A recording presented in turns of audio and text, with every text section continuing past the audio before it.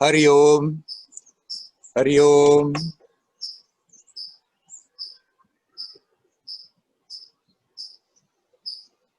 You're again here. I'm on my roof as usual. I ask again, please, those who still have the camera on, turn off the camera and simply turn it on when you speak. Like that, we need less information here.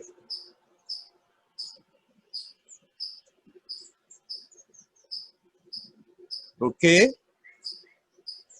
Is there anybody who is ready to start for today? Please come in.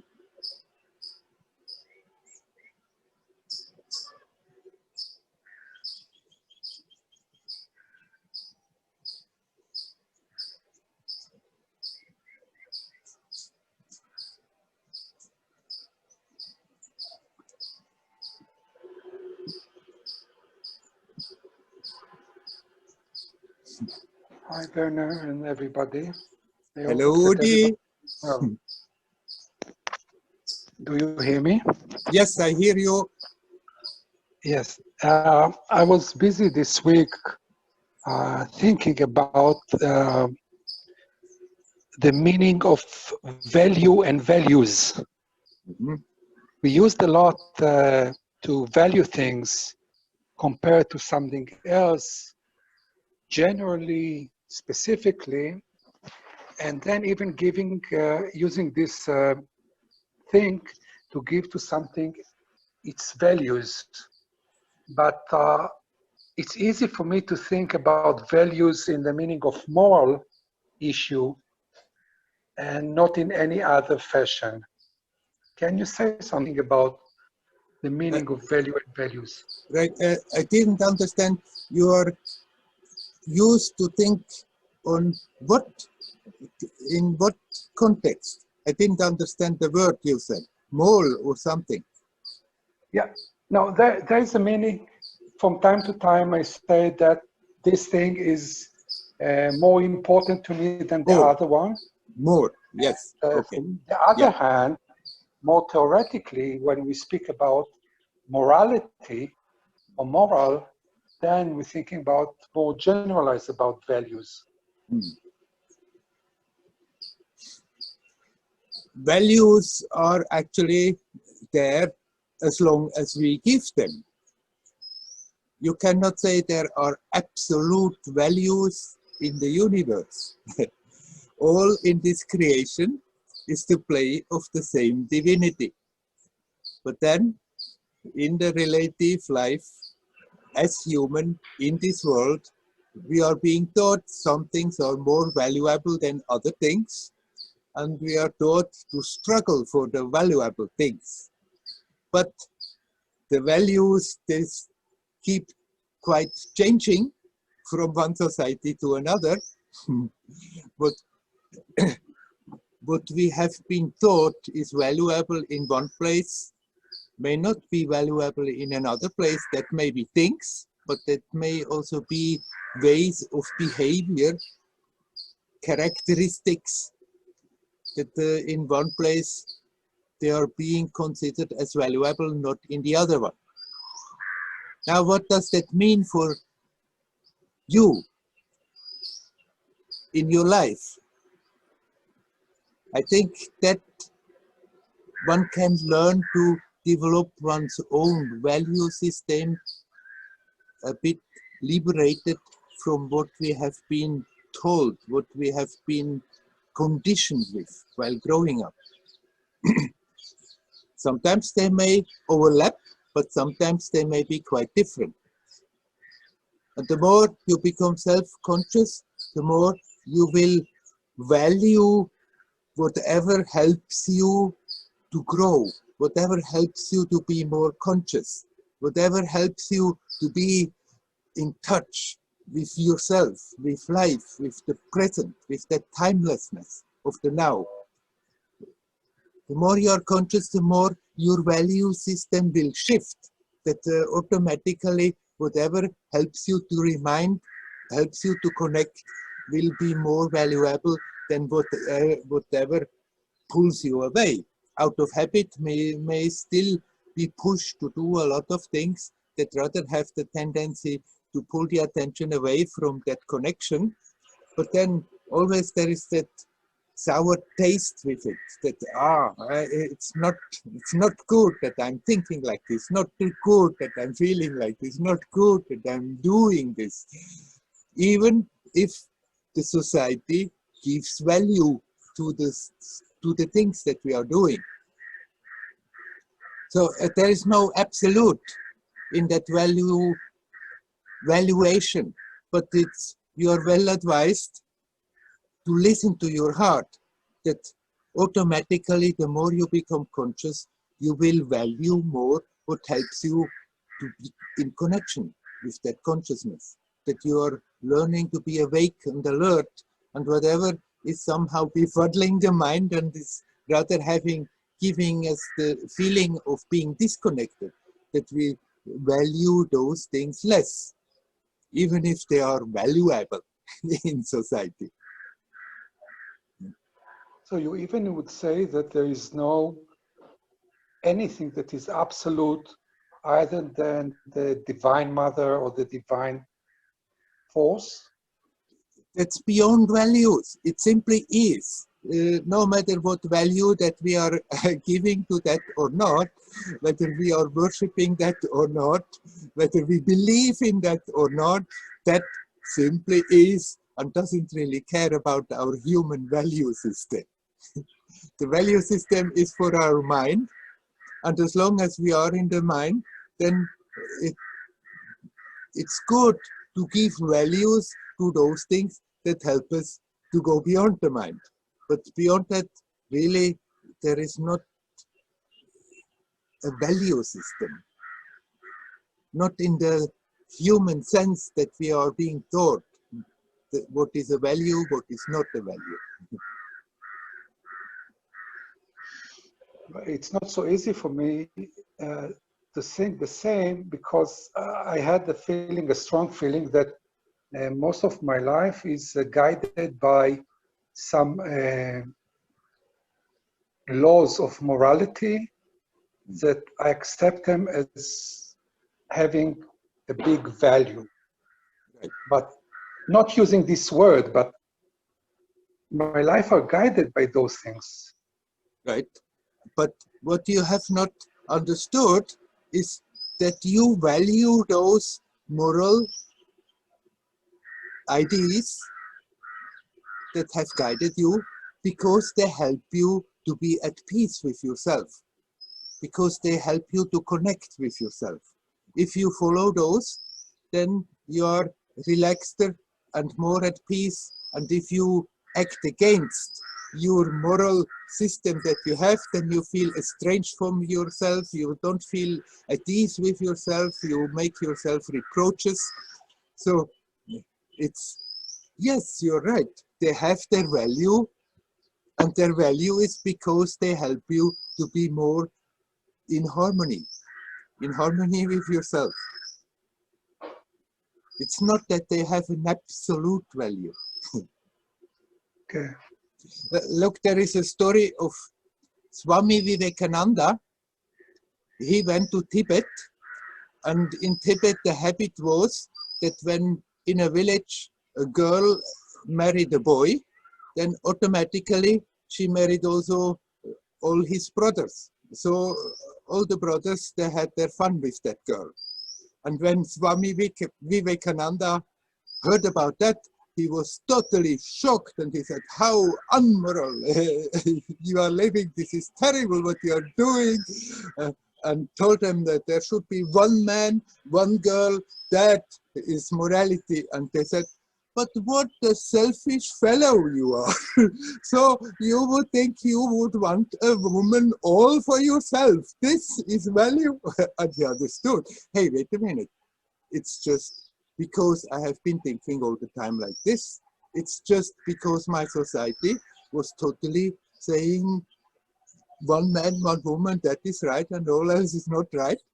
And then when he comes in another society, his value that he was carrying with him was looked at as totally selfish by the people who were used to function in a totally different way.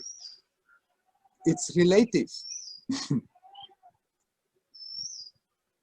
But Okay. you having certain moral guidelines in your life, they have helped you to stay in tune, to stay in line.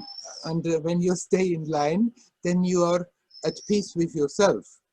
So you may eventually start to demoralize it, that it's not a moral issue, but simply a reasonable way how you are living, how you are using your life energy, that you are not wasting it in creating conflict, that is wasting our energy, but that you're living in such a way, that you're feeling in such a way, that you are talking in such a way, that you are acting in such a way, that you are at peace with yourself.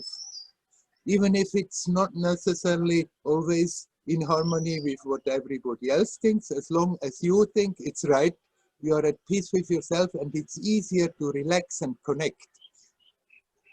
And the moral system that you had has helped you to do so, but you don't need to give it really moral values, but you just can learn to understand and feel that if you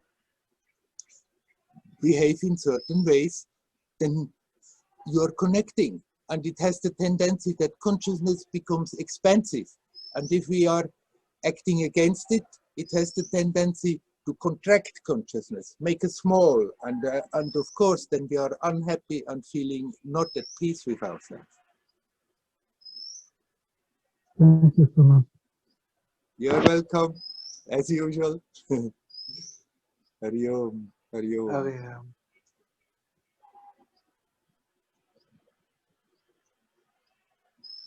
Is there anybody else who would like to come in? Please come.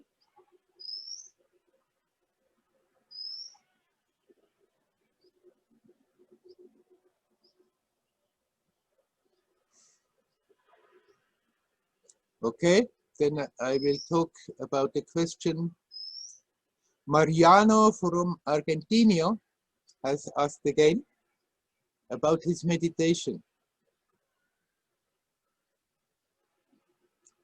Basically, he's doing inquiry, being with the self, being with the I am. But then sometimes he just wants to be in the space of the now, feels to just be in that continuous present.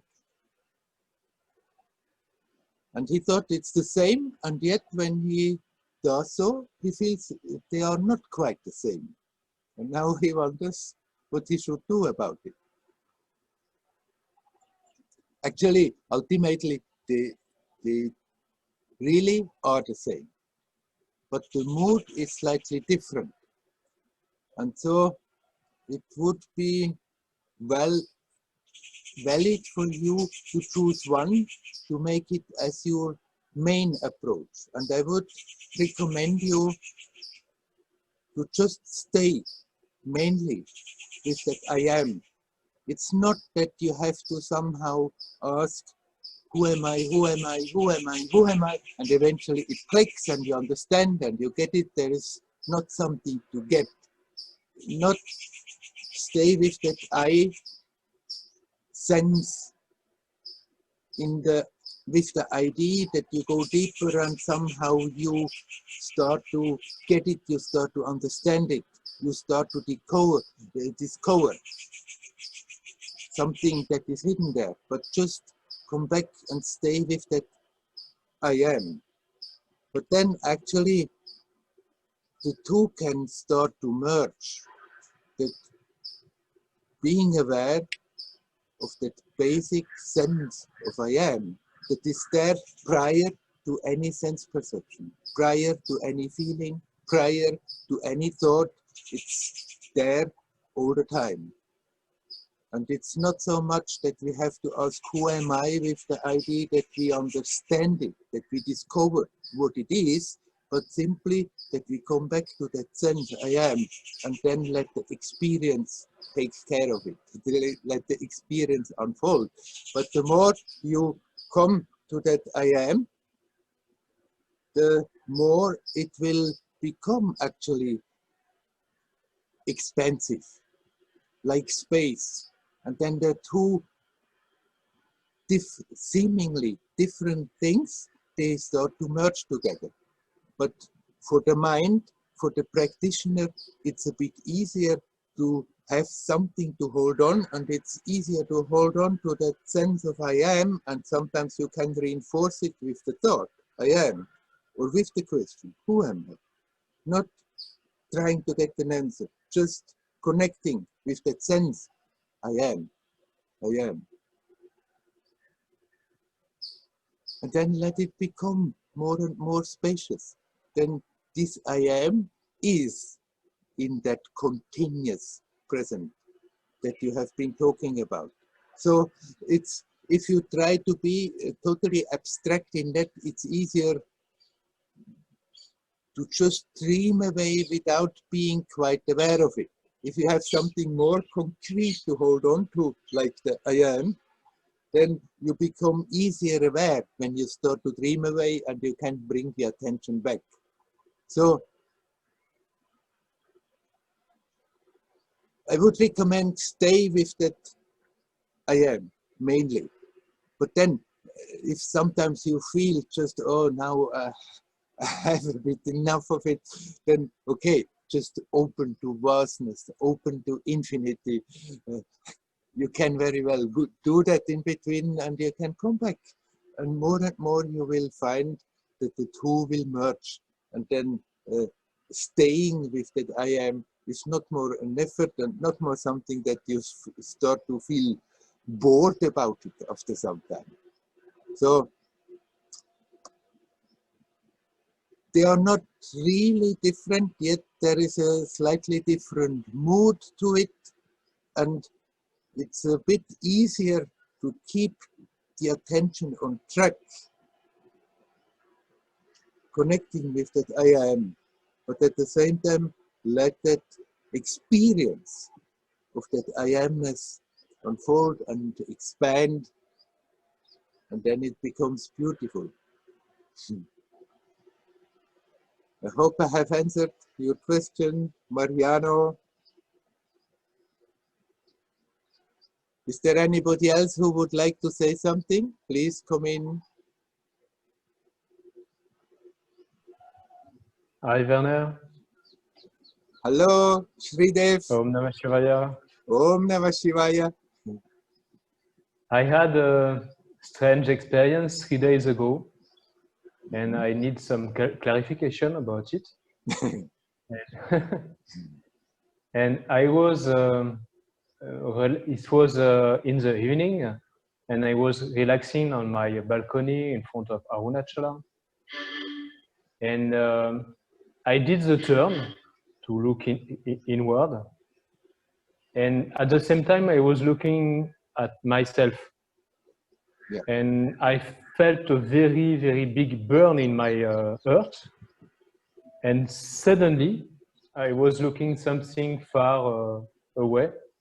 And I could not find myself. I don't know what happened, but I start to look around everywhere, and I was not able to find myself. And it took me maybe 5 minutes, and it was very comfortable. I was not afraid, and it was just relaxed. And 5 minutes after, I start to look at my body, and I was not able to recognize myself. Yeah. So I didn't know where I was, and I was very not afraid about it. So after I gone to sleep, and in the morning I wake up, but this experience was gone. Yeah. But I still feel I lose a little bit of my identification. You know, it's like my I was totally disappeared. My I identity was totally vanished. So I don't know what to do about this experience, and You just do absolutely nothing about it. and you continue as you have done before. These experiences, you need not try to find too much meaning in those experiences. When experiences like this come, they help us to shake up our established way of thinking, feeling, experiencing. Our whole world that we are holding on to is being shaken up by these kind of experiences, but then that's their value.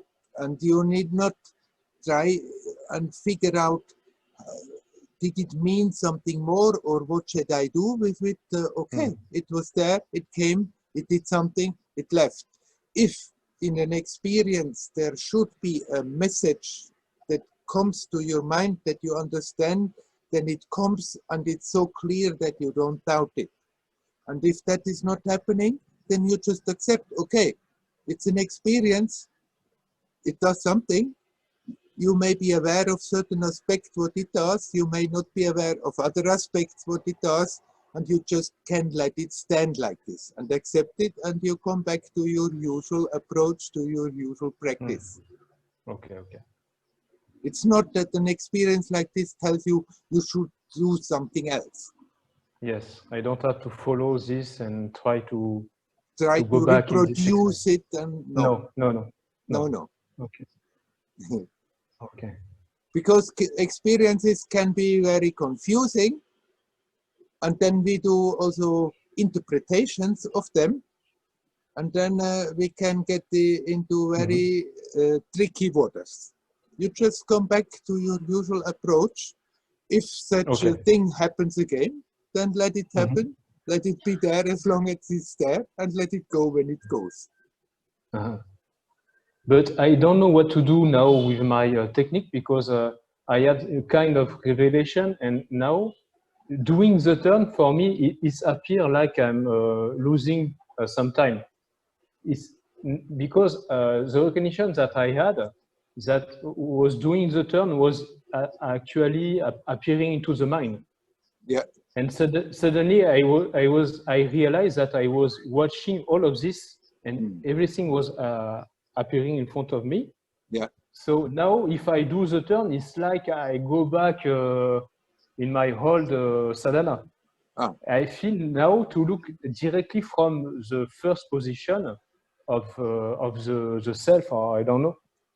And because if I do the turn, it's again, I come back into the mind, into the seeker, into the seeking.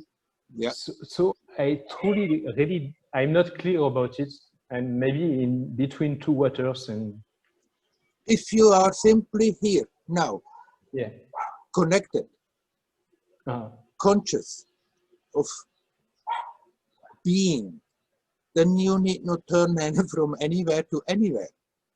But if you feel that somehow your attention is kicked out of it, then you can use your old way and bring it back like this. But if you are already to start with feeling consciously in tune with that, then no need of turning anywhere. Okay, yes. I see. Only when you feel estranged from that. Otherwise, just be here now, conscious, alive, alert, and relax in that, and wait and see what happens. Okay.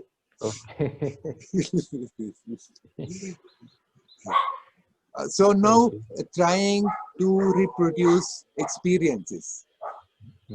No. Let them come, let them go. Okay. Yeah, right. Okay. Wish you well. Hariom. Thank you. Hariom. Hariom. Anybody else who would like to come? Please come. Good morning, Werner. Hello, Klaus. How are Hi. you? I'm good. Good to see you. Good to see you. I just saw today that I got caught up in my personal life, and I wasn't able to understand why the suffering was coming. because it's been, you know, it goes in waves. Some periods it's just very light and things are flowing by themselves, and then suddenly suffering is coming up. And I just saw today that I got very caught up in my life and where the personal story. So I think it would be helpful if you could say something about the tendencies, about goals and expectations, and how to let them be, you know, not to get entangled with them and involved with the goals and expectations that we have in the life. Yeah. I mean, there's absolutely nothing wrong that you have somehow directions towards that you see things and you work in that direction in your external life, as long as we are not getting obsessed with it, as long as we are not thinking it has to happen like this, otherwise then if you have that mood that it has to, otherwise it's terrible, then of course whenever something doesn't work out the way we expected, then it's a big thing. But we can have our direction, we can even have goals, as long as we are keeping that. Jasmine comes and says hello. Come say hello. Oh, hello. She started to jump up on me, so that means she wanted to see all of you. Coming online again, huh? Yeah. All right, that's enough. Hoppala. We can have our goals. It's not that we have to just drift aimlessly. At the same time, always keep that awareness. It is not so important. The whole story is not so important. Whether I achieve this or that is not so important. What is important is that no matter what I'm doing, whether I'm going this way or that way, whether I'm standing on my feet or on my head, that to be consciously conscious, to be here now as good as we can. This is the main importance. And then we can pursue our goals, and sometimes it works and sometimes it doesn't work. And we have expectations ingrained from our habits about people, how they should be, how they should not be. And then often they behave in ways that we don't expect and we think they should not be. And if we insist on that, then it's becoming a big story and we can suffer from it. But if we learn to have that flexibility to adjust to whatever happens, accepting, okay, the play of this world turns this way, even if I expect it totally the other way, so what? You are still here now. Something in you is totally unaffected by it. The more you can connect with that, the less you think it's very important what the circumstances do, what they are, how they turn, whether they are according to my expectations or not, according to my liking or not. It's actually that holding on to, that fixation. And then when things happen differently, then we resist. And that resistance to the experience of effect is what makes us suffer. I see this. It just became more and more clear during this morning that was the thing which is going on now. That I got dreamed into something of a certain way of big choices, you know, and all the energy goes in there. So the feeling of connection with the self got lower, you know. Then the choice of where to go becomes more important. Than being alive, being conscious, being here, being timeless. And when it's becoming more important, then we are getting fixed on ideas and then things happen not expected, and we resist against that. It shouldn't be like this, or then we slip into self-pity and think, oh, it's happening to me again, and all this makes us suffer.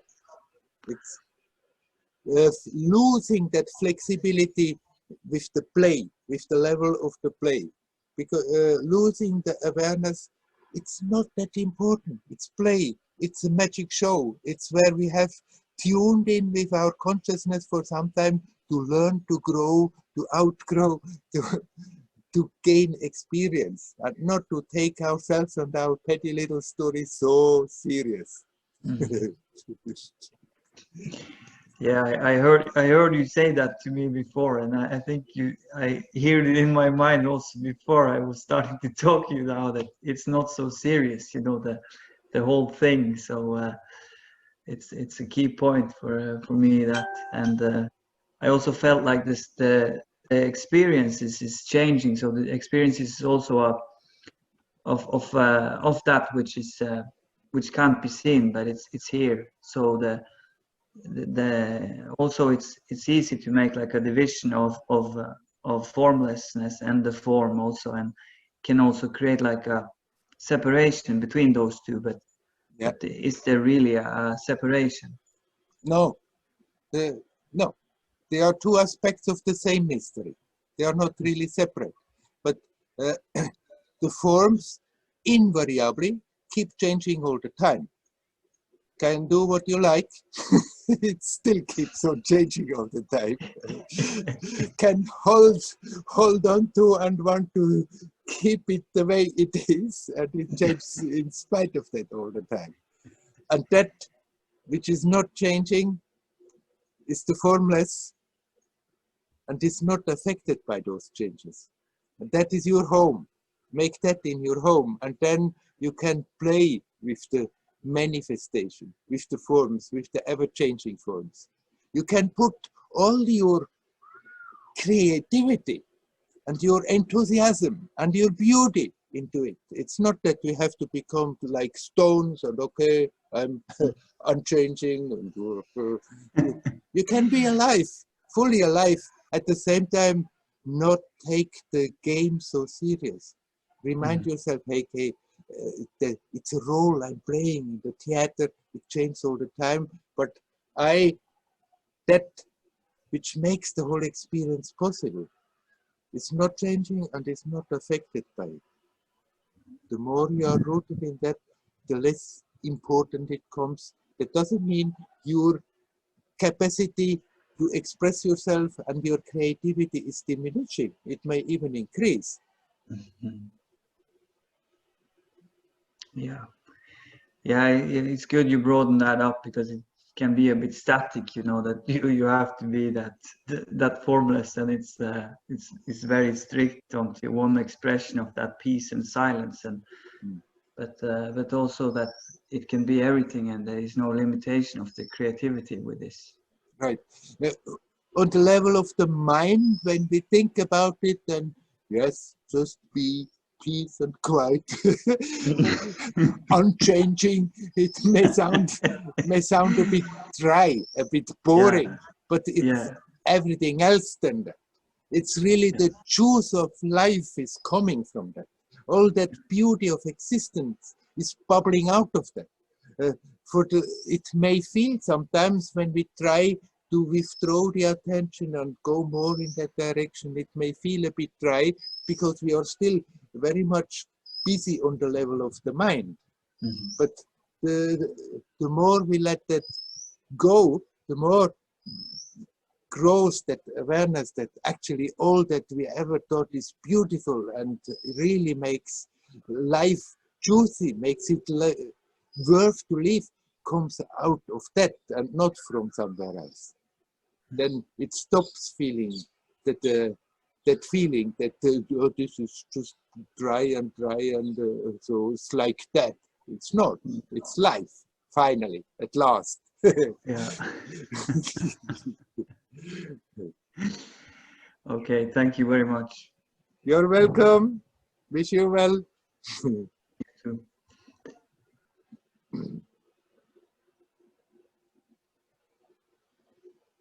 Is there anybody else who would like to come in? Please come.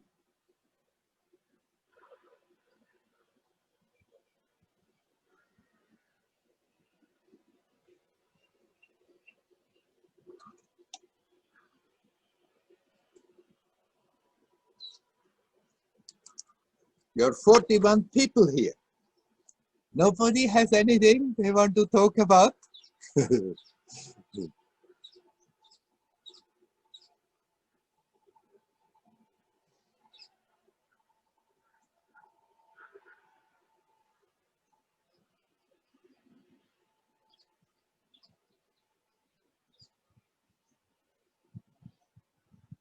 Okay, I elaborate a bit more about the beauty of existence.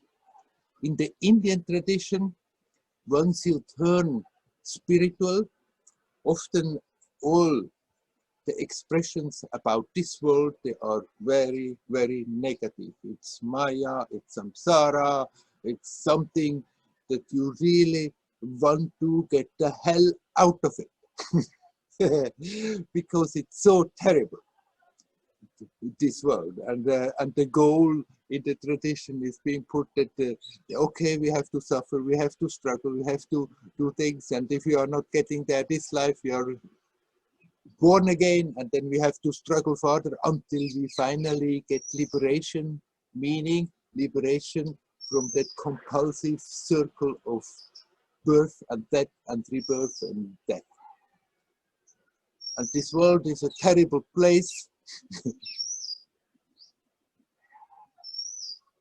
But actually, this in the tradition has just somehow been promoted to help sadhaks to detach a bit from their attachments. It's a totally one-sided picture.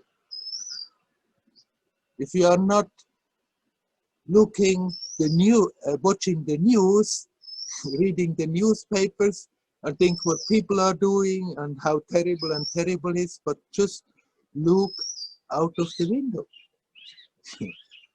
and see the trees, and the flowers, and the birds, and the sky and the clouds, then immediately we see such a wonderful, marvelous, beautiful picture. This world has the possibility that the experience to be a human can be hell. But we are doing that to ourselves. Of course, some people are born privileged, others are born less privileged, in very bad circumstances. But I have seen poor people with nothing, with little, and they were just quite happy with whatever little they got in their life. And everybody knows, very rich people can be very unhappy in spite of being able to arrange their circumstances whatever which way they like. The beauty or not beauty of existence is not in the circumstances. There is beauty everywhere. Here on my little rooftop, it's so beautiful when I look out. And yet, I wouldn't want to stay in this world forever and ever and ever, and then they extend this human existence. But if we stop resisting all the time, then life becomes playful, joyous. And we resist because we have grown up, developed that idea, who am I, that personality, that's me, have learned from the conditioning, from the value system, for you, the moral system of the society. You have to live like this, you have to live like that, and you should achieve this, and you should become great, and you should and should. And so we have developed our own ideas what we should and we should not, and get very attached to it. And with that attachment comes we are opening up that bag of troubles. With that attachment, then of course we are always running against the wall, because whatever ideas we are fixing in our mind, it's never just going to happen like this. For a moment it may happen, we feel happy, and then it's already changing again and goes totally against our grain. And if we are attached to our ideas and to our things that I should achieve, where I should get in my life, then invariably I suffer. And then life can become a hell. We can suffer so much that it's a total hell living in this world. But if we learn to accept the circumstances the way they are, then all that energy, all that precious, beautiful energy that we are wasting by resisting is there to be used creatively. And we can put that creativity in the current of events, in that flow of time and space. And in that way, at least influence the circumstances, maybe turn them better, at least to some degree, but then at the same time always knowing that happiness I'm looking for is not coming from somewhere. It's not out there. It's not if I'm getting a high position. It's not if I'm getting famous and many people will say, oh, you are so great.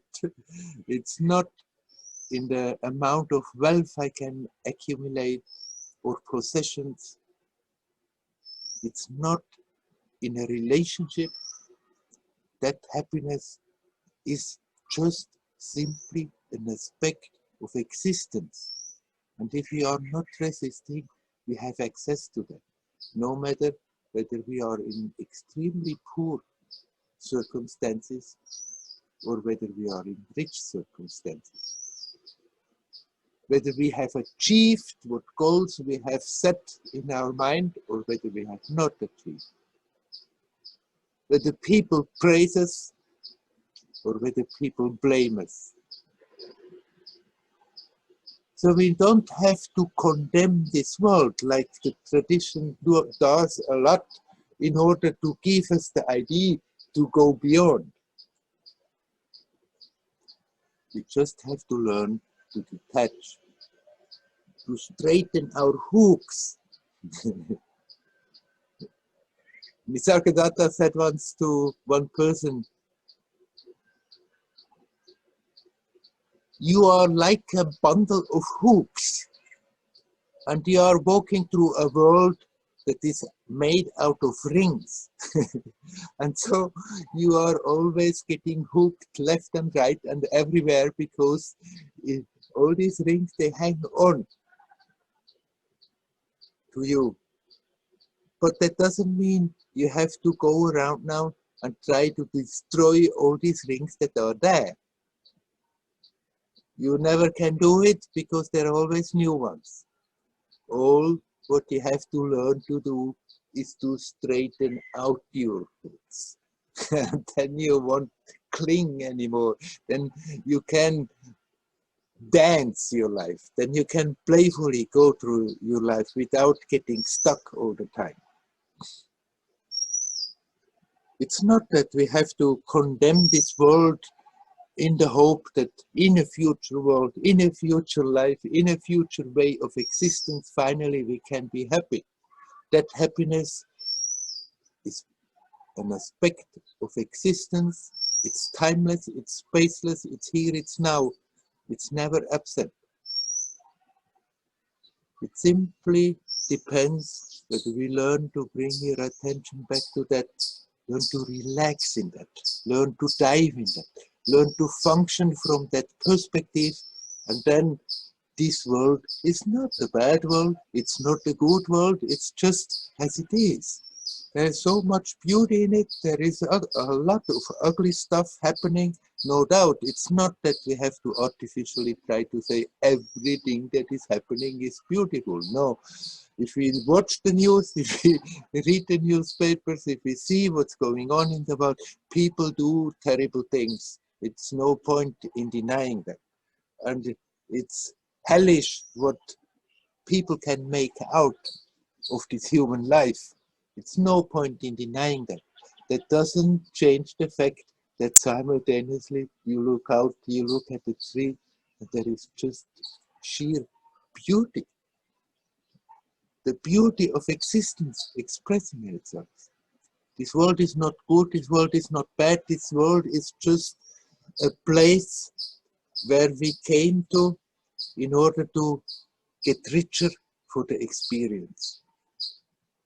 And if we identify with the role that we are playing, and with that identification have our whole agenda on which we insist that it has to manifest, then of course all the time when it is not going according to our ideas, then we feel so miserable and we will suffer. But if we playfully pick up a direction, go about it, maybe I get it, maybe I don't get it, maybe I reach it, maybe I don't reach. If you have that broad-heartedness and can go about it playfully, then also living in this world doesn't make us suffer.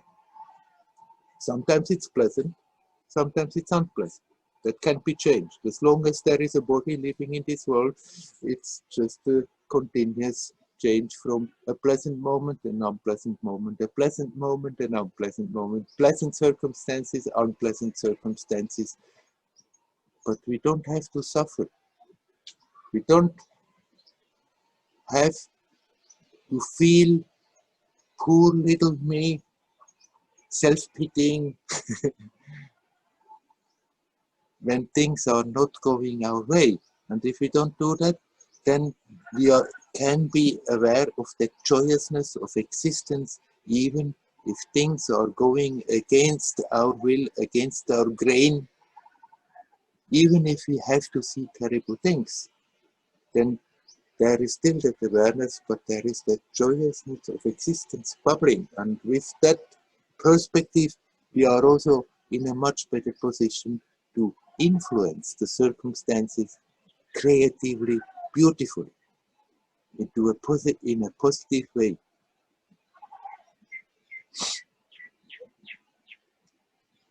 Okay, I stop about this. Please, if anybody wants to come in, come in.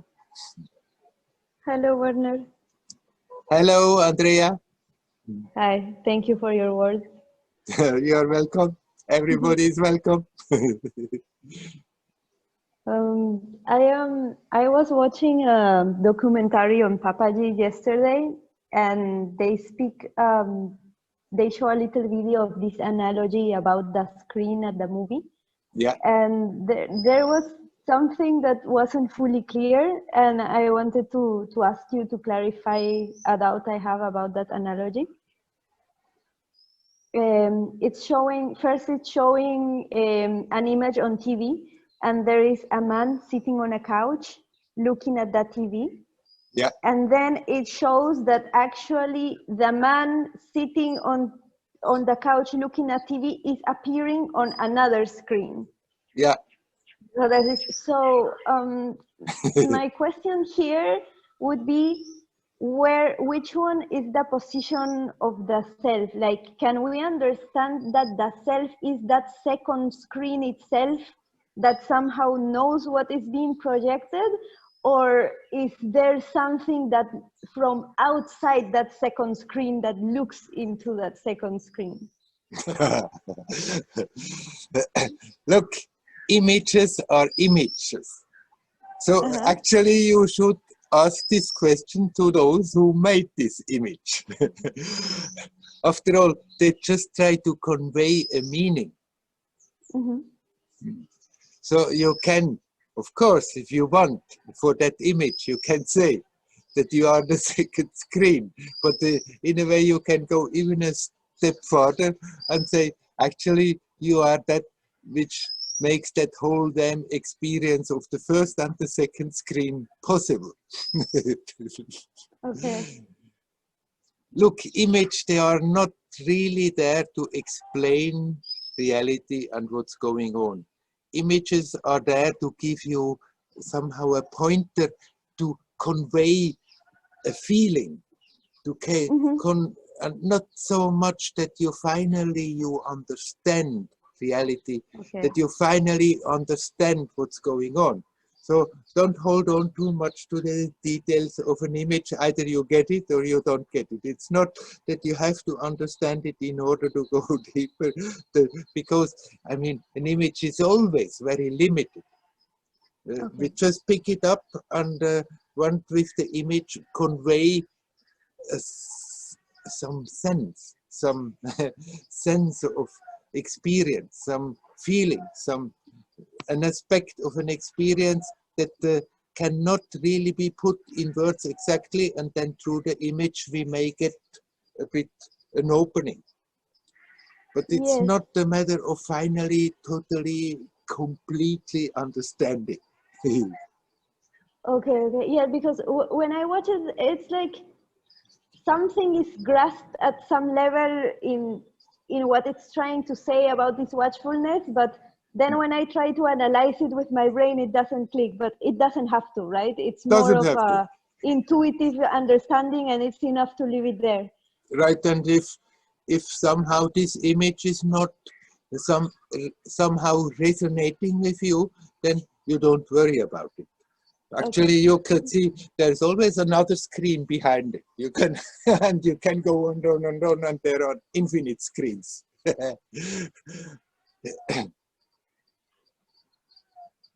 If that image hasn't really touched you, then don't wreck your brain about it. Okay. You are, Thank you. You are that which makes the whole experience possible. Here, Thank you, Werner. now. You're welcome. Hari Om. Hari Om. Hari Om. Is there anybody else who want to come in? Hello, Werner. Hello, Hello. Nelly. Hello. Hello. Hello, Werner. Thank you very much for everything. You're welcome. I feel your courage so much, and I see that last month I began meditate more times than before. I see that my will to meditate is growing, and I feel more the taste of meditation. And I thank you very much for your inspiration and for your support. Sometimes I feel myself very involved in this process, and it's becoming more interest for me than before. Last time I tried to breathe through my nostrils. I felt I felt something more subtle when I began to breathe in and breathe out, and I trying to be very conscious in this process to follow every moment of breathing in and breathing out. I don't know if it is coincidence or not, but I felt more conscious myself when I started breathing like this. So I felt a lot of things in my body that were coming up, some pain and some tensions, some fears and actions. They began to come up. It happened before too, but now it was more obviously. I just could not sit for a long time in the one position because my body began to something like toning out. I felt a lot of pain, but it was very interesting to watch these movements. It's like I lost the feeling of some parts of my body, but then they began to get in alive. Mhm. Very good. if you can understand me. Yes. So I felt a lot of interest in this process, and it went on sometimes. It happened sometimes, but then for sometimes I stopped feeling this so obvious. So it seems to me that it depends maybe of my consciousness. Maybe I'm not. I can't be so conscious anytime. Maybe because of this. Maybe something else. So it comes for some time, then it goes away. So I watch it. I go on watching what's going on, and it's interesting. Thank you. If I'm doing sometimes funny movements with the hand, it's not because of you, but little fruit flies want to fly in my eyes. Yes, I see a lot of flies. Yeah. You know these tiny little fruit flies, they go for the eyes. And then yes, I see. Yeah, yeah, I understand. So, right, what you have been talking about is very valuable, that you start to experience that when you breathe in and breathe out consciously, you start to become aware that while breathing in and breathing out, you are doing much more than simply pumping air into your lungs and out of it again. It's a subtle energetic movement, and it's certainly one very simple and very efficient way to connect with the timeless of the now, to connect with yourself, because it's always in the present, and it helps to make you more, as you said, you learn that when you really consciously breathe, then you understand you are getting more conscious of a lot of things that you were not conscious before. Of course, it won't always work with the same ease. Some days it is easier, and some days it's again more difficult. And it's not that you can say, oh, today I did something wrong. Your conscious effort, your conscious input is just one aspect, but then there are all these other influences pointing out from time, from the past, from the present, maybe some even from the future, influencing you. There are all the cosmic influences. Everything together is influencing your present experience. So don't get disheartened if you had a period where it really feels, oh, you're really getting somewhere, it's getting deeper, getting more conscious, getting more expansive, and then suddenly it's like it's closing down again, and then what happened?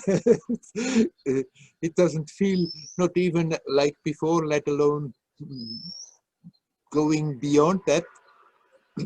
This is normal. This is happening. So you just do as good as you can, and if you don't resist against the fact that sometimes it's more pleasant and sometimes it's less pleasant. Sometimes you go deeper and sometimes it feels very superficial, then it becomes interesting. So you can be interested even if it's not so-called a good session of practice.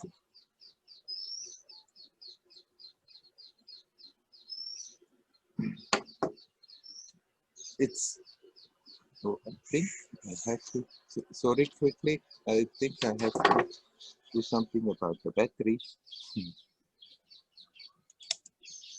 Oh no, it's fine, okay.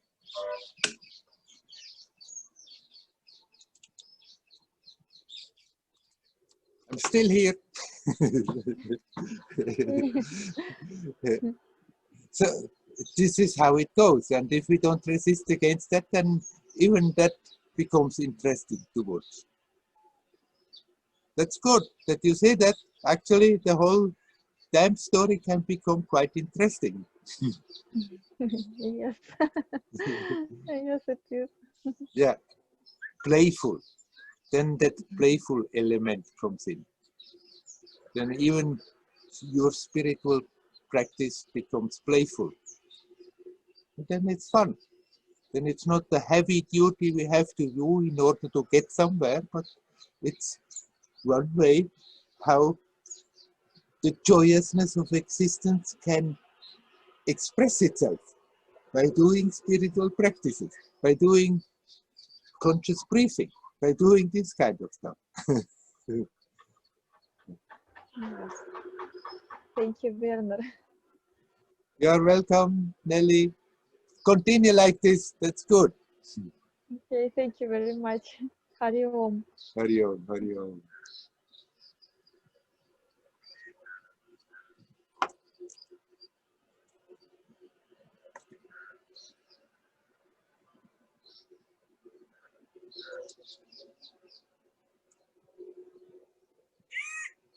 Okay. Some little difficulty seems to be there, but can you still hear me, people? Please tell somebody tell me.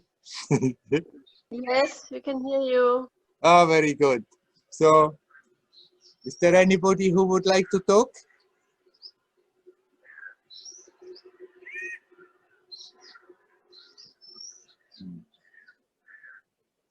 What about you, Anita? How are you doing? Thank you, I'm fine. I'm good. Good, good.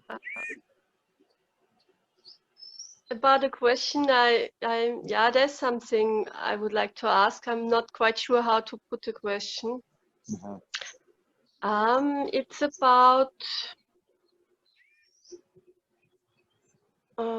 experiencing other people or being with other people and in conversation.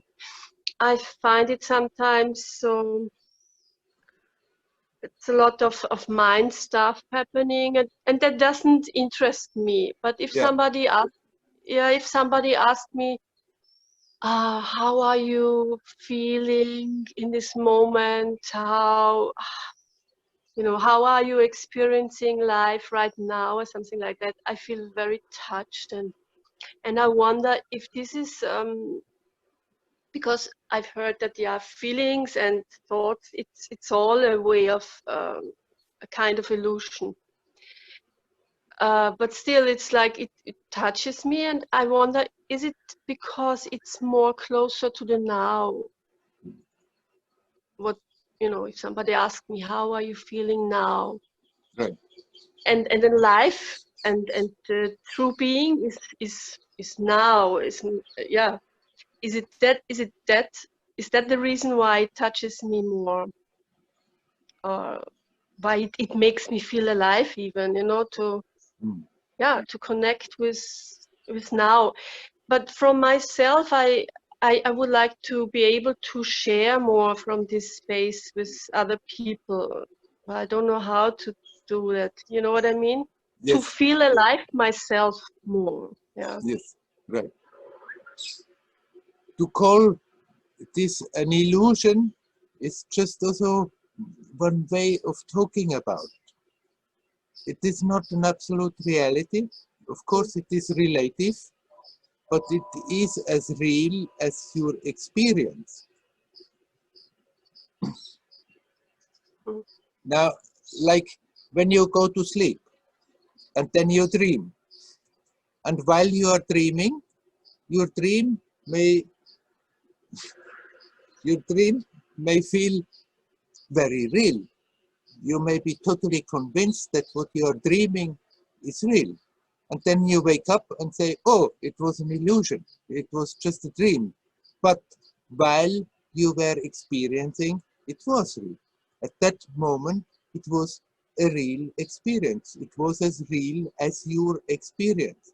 So that dream had its relative reality at its own time.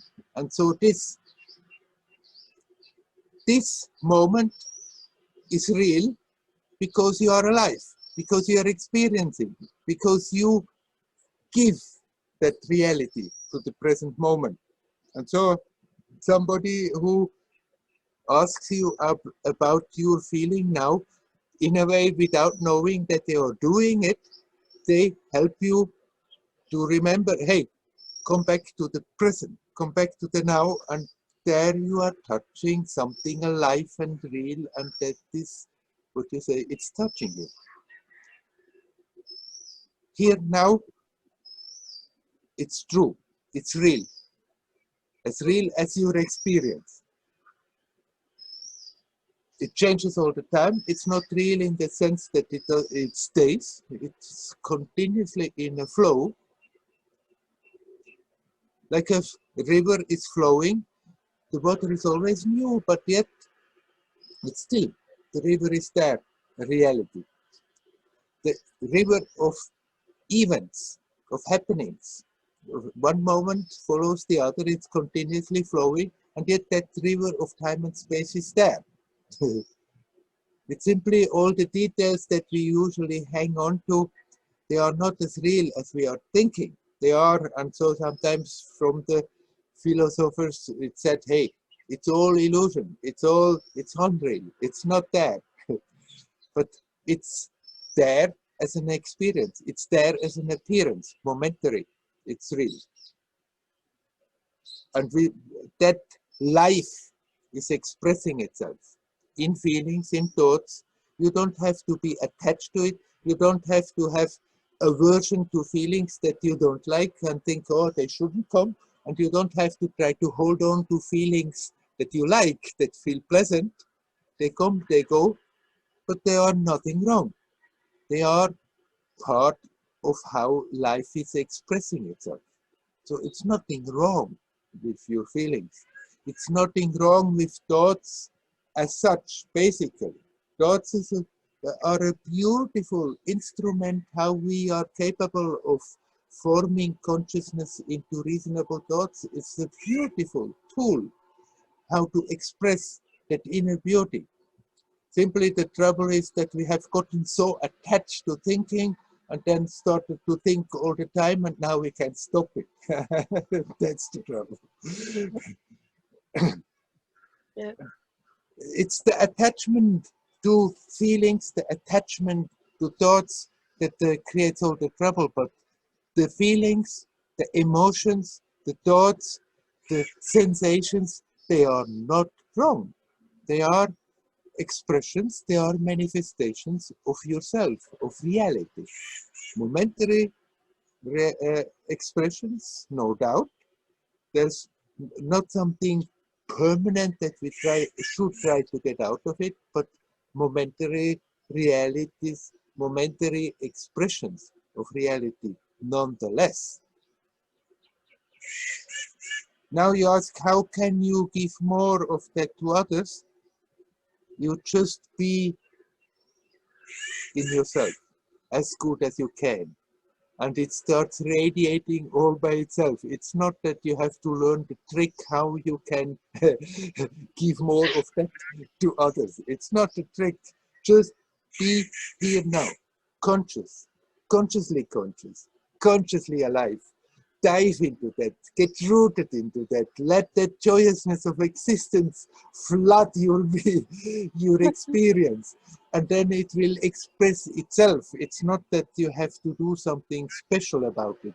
And then spontaneously you may feel like doing this, like doing that, but it's not that somehow you should pick up this as an idea of your duty, that somehow you have to express more of that inner joyousness, because it's radiating all by itself. It's expressing itself anyhow. Mm-hmm. Yeah, I can experience that. And it's also more that, also, but I can only experience it in a kind of quietness. Mm. But somehow through that it came from outside, somebody asking me, and I experienced this is so beautiful then to express. But I would love to be able to do that from starting from myself, as you know what I mean. Not that I need an input from outside, but that it comes from inside. Yes, as long as we are somehow making the effort to connect, then there is a certain tension in it. But then when you learn to relax in it, then it will start to bubble up all by itself. Mm-hmm. So connect and relax. Yeah. Don't connect with the idea, what the heck can I do now to express it? Just connect and relax. The more you relax, the more it's happening all by itself. Mm. Okay, good. Good input. Yeah. Thank you. I wish you well. Hari Om. Hari Om. Yeah,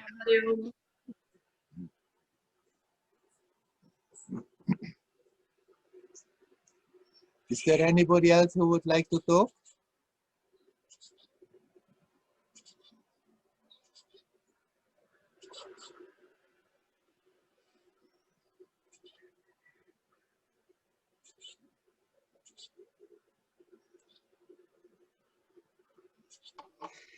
Hello, Werner. Hi. Hello, Helen. Oh, Hari Om. Are you still in your retreat or are you back in London? I was back in my family home, and Yes. now I've got another weekend away, so I'm Oh, lucky. I see. So, Good for you, huh? Oh, you are breaking up now. I don't hear you. sound kind of stop. Sorry, Helen, I don't know whether you hear me, but you, your image is frozen, and also your words I cannot hear. I just hear sometimes some sounds. So can you do something about your connection?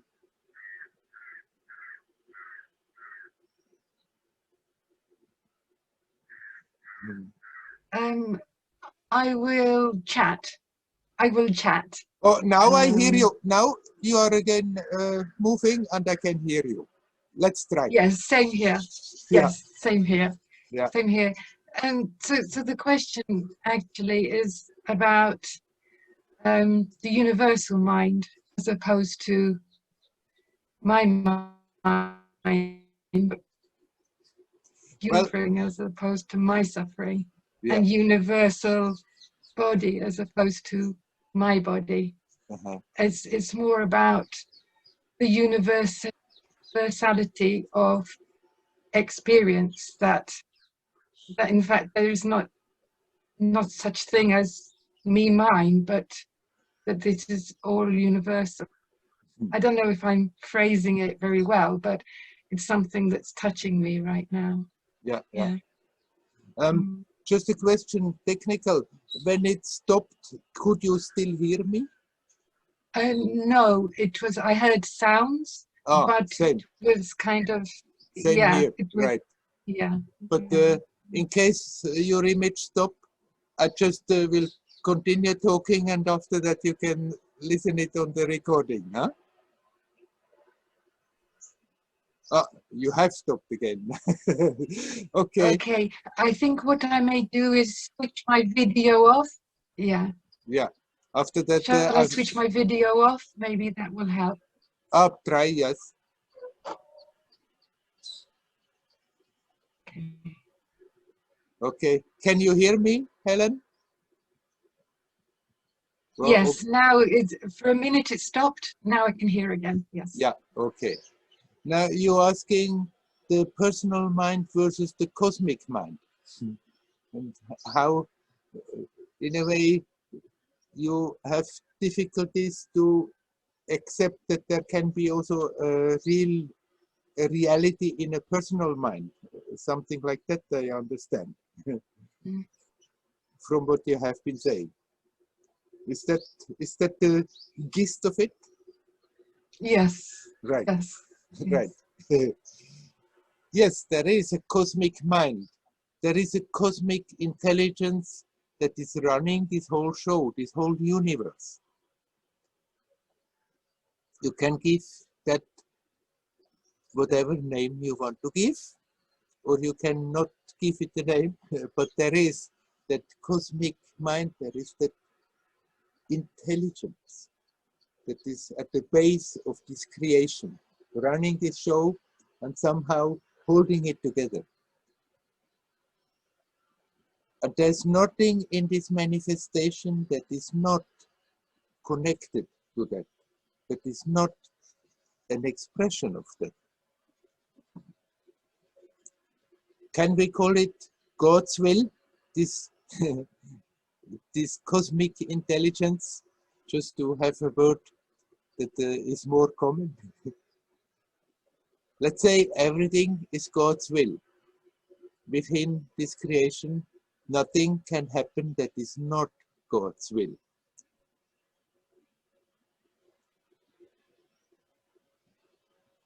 But from that cosmic perception, from that cosmic perspective, our human perception, our human value system, our human way of thinking may not be so important. And so a lot of things may happen within this manifestation that we think it's terrible. How can this be part of God's will, of that cosmic intelligence, of that cosmic mind? And yet it is.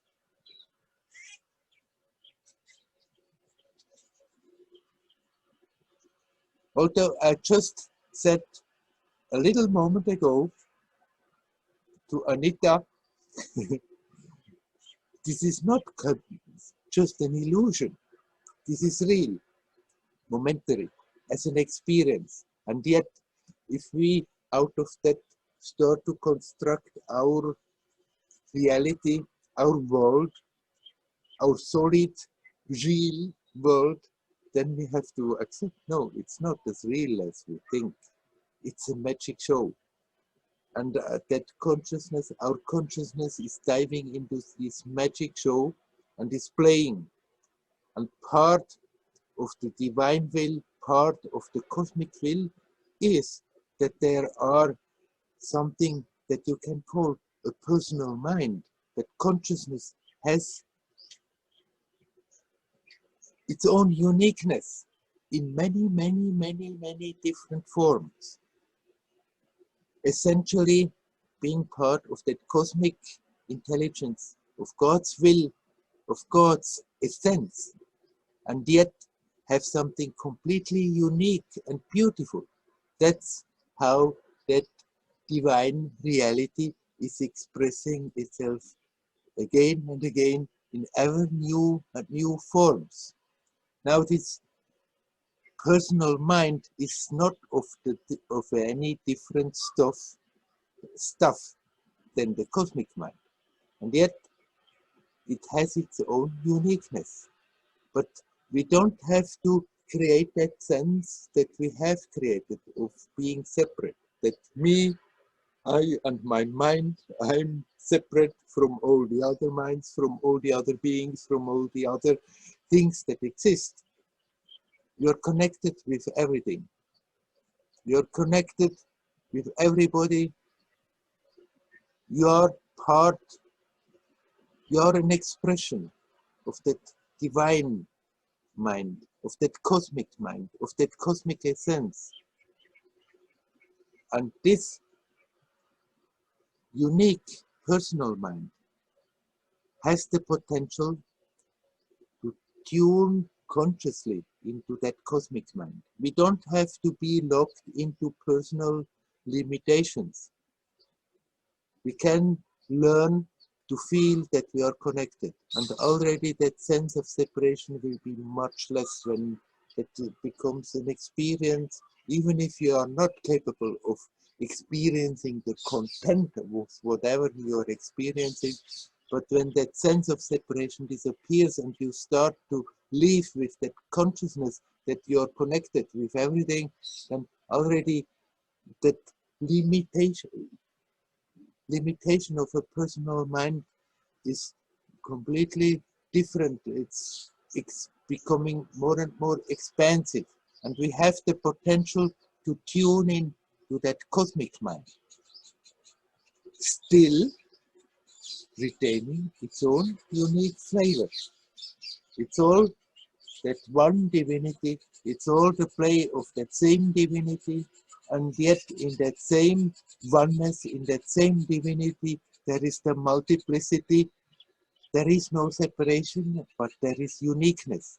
And that's the beauty of it. That's how that divinity, how that cosmic essence, that cosmic mind is experiencing itself into new and new and new ways and new potentials of new unique minds, of new unique beings, tuning into that cosmic, into that timeless, spaceless oneness, and yet in that all oneness retain their uniqueness, that unique beauty, and that oneness essentially remaining the same still gets enriched in the whole process through all these new unique experiences. So there is such a thing like a personal mind, but we don't have to keep on those limitations that we have created and that we have gotten used to. We can tune into the cosmic mind and become aware, yes, all is that cosmic mind, and yet in that cosmic mind there are all these unique centers of perception. As long as we are dreaming that dream of separation, then it looks extremely limited and most of the time painful. But if we stop holding on to that sense of separation, then it becomes a player's harmonious game in the cosmic mind. Can you still hear me, Helen? Yes, I can hear you perfectly, and thank you so much. That helps me a lot. Thank you. Yeah, no, my mind has been freaking out. Yeah, don't fret about your uniqueness. Your uniqueness is beautiful. Yes. Yes. Yeah. Thank you so much. You're welcome. Wish you well. Thank you. Hare Om. Hare Om, Hare Om.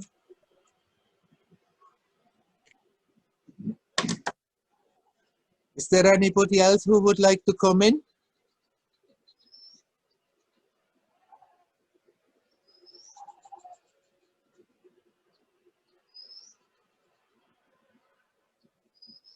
It seems not to be the case, so I'm going to turn off the recording. Hare Om, Hare Om, Hare Om.